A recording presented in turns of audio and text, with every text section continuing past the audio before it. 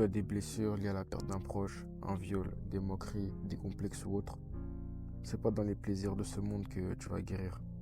La Bible dit dans Psaume 147 au verset 3, « Il guérit ceux qui ont le cœur brisé et pansent leurs blessures. » Seul Jésus pourra combler le vide que tu essaies d'exprimer à travers toutes ces choses qui malheureusement t'éloignent de Dieu.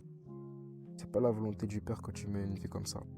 Tu n'as pas été né pour coucher avec des garçons ou des filles, montrer ton corps sur les réseaux avec de la musique qui mentionne le péché, ou encore avoir un sale caractère avec tes parents et leur manquer de respect. Tu peux pas te retrouver dans toutes les choses auxquelles le sang de Jésus a coulé pour toi. Le but était en fait de t'éviter cette vie-là et te sauver de ce monde perverti qui banalise tout dans notre génération. L'amour de l'homme peut changer en fonction de leur humeur ou de la manière dont tu les traites, mais Jésus que tu as délaissé plusieurs fois, que tu as remis à demain plusieurs fois, là où tu passes plusieurs heures sur les réseaux, à parler avec ton crush, ou même à jouer à la console jusqu'à pas d'heure, son amour pour toi n'a jamais changé et il t'attend les bras ouverts.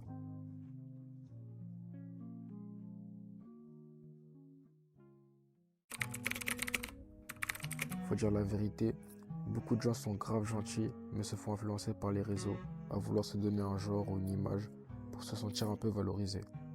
Généralement c'est pour le sentiment d'appartenance ou bien pour plaire aux gens, mais personne ne recherche à plaire à Dieu. Personne préfère déplaire aux gens et être agréable à Dieu par peur d'être jugé comme différent, d'être comme un petit ou une coincée ou autre. Le regard des gens devient plus important que le regard de Dieu et c'est là que commence le problème. Si la mort t'attrape ou si Jésus revient, dans quel état va-t-il te trouver? Seras-tu prêt? Qu'as-tu fait du temps que Dieu t'a accordé sur terre?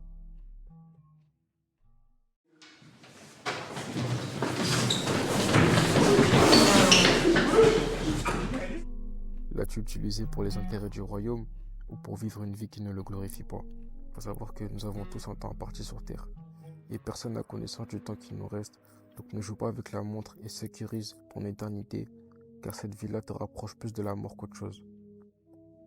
Si aujourd'hui on est là à prier pour notre génération, c'est parce qu'on était comme vous et une grâce nous a été faite.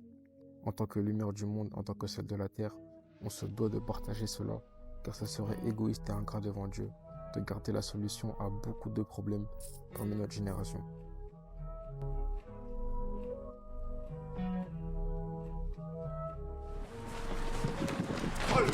Foiré! Ouais. Punaise!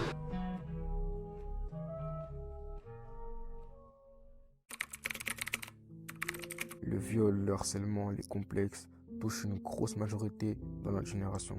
Le plus triste, c'est que beaucoup ne savent pas que Dieu les aime et que tout ce qu'ils vivent aujourd'hui n'est pas une finalité.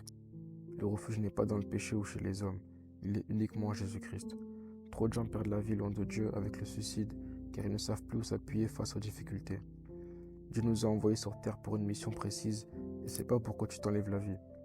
Personne n'est là pour décorer, même si on a beau te dire que tu ne sers à rien ou que tu n'as rien pour toi.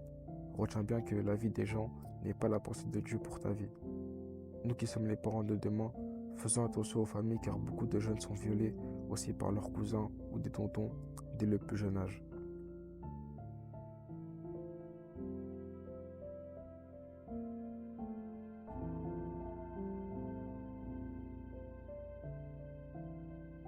Le diable travaille fortement de son côté, donc à nous de partager l'amour de Jésus à un maximum de personnes afin que le plus grand nombre soit sauvé et que notre temps sur terre soit conforme à la volonté du Père.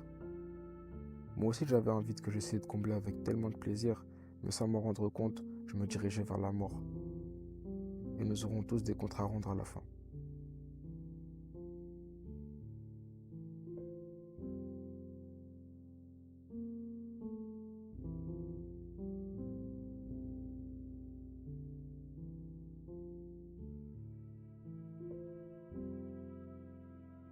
Si tu reconnais avoir une vie en dehors de Jésus, prends un nouveau départ pour 2024.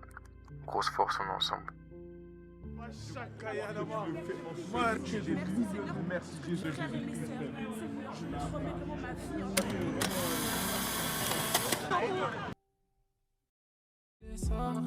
C'est pas de ta faute, si on t'a fait du sale.